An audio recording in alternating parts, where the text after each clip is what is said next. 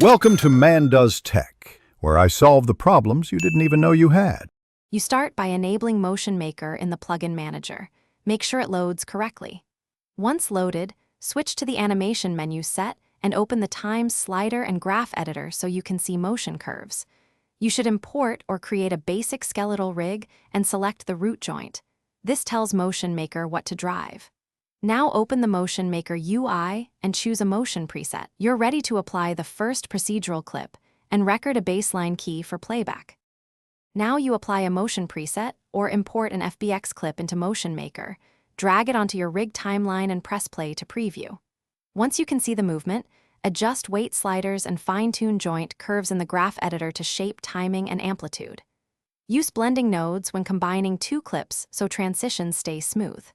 If you need changes, work on a non-destructive layer.